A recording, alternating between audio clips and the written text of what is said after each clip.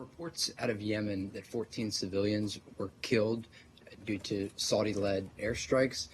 Is the State Department concerned about the increase in civilian casualties in Yemen? Okay, so we do urge all sides to halt all offensive military actions, including in particular the area I believe you're speaking about on the Saudi-Yemeni border in Taiz and in the areas between Mareb and the capital. Of course, we're very concerned. And then a follow-up, is there any concern by the State Department that weapons that may have been part of a U.S.-Saudi deal in the past, maybe dating back to when Hillary Clinton was Secretary of State, is there any concern that those weapons are being used when the civilian casualties are happening? You know, we've actually spoken about end use of weapons before from this podium. You know, speaking specifically on Yemen now, what we're talking about is we're urging all sides to refrain from these offensive military actions. In terms of end use conversations, you know, they actually come when we do weapon transfers.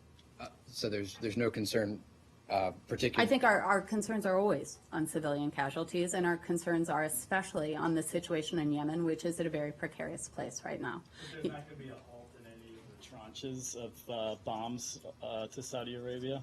You know, this is, as you guys know, you know, we have, when we do arms shipments, we do announce those. Those are in, you know, as required. You know, I don't have anything to announce on there. Nick? I'm sorry, Yemen? Yeah. Yeah. You have expressed, not you only, from this podium, the concerns. It's not the first time the civilians have been killed in Yemen. Have you directly talked to Saudi Arabia? Have you reached out? Because from the Yemeni side, they are not going and killing civilians in Saudi Arabia. But it's the Saudi Arabians who are killing Yemenis. We're seeing actually all sides perpetuating violence against civilians in Yemen. Have you talked to Saudi Arabia about it? We have had conversations with our partners on our concern. We've said this publicly. We've said this privately. No, not the partners. Saudi Arabia, I was specifically asking. We call on all sides. We've had conversations with our partners on that. Do we have any dates the last time you spoke? I have no conversations to read out to Gender. On South Korea? Yeah. So a month ago, John Kirby said from the podium that the U.S. had reached out to China to offer details about the system that it was going to install, and to his knowledge, the Chinese had not responded yet. Since then, has China responded, and have there been discussions with China about THAAD placement?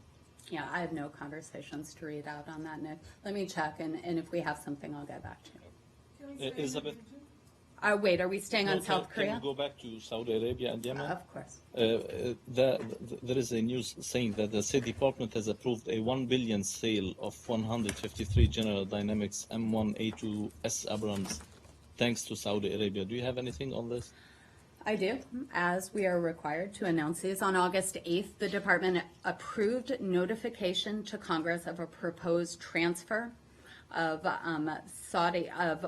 up to 115 M1A27 Saudi Abram main battle tanks and related equipment valued at up to $1.15 billion under the Foreign Military Sales Program. Just one more follow-up on that. Yep. Have there been any sort of conversations between the U.S. State Department and the Saudis to avoid civilian casualties, as you know, more weapons deals are in the talks? Is the State Department concerned that U.S. weapons that have been sent to Saudi Arabia will take part in the killing of civilians? So what I would say is we regularly talk to our partners and our allies around the world. You know, civilian casualties are obviously of grave concern to us.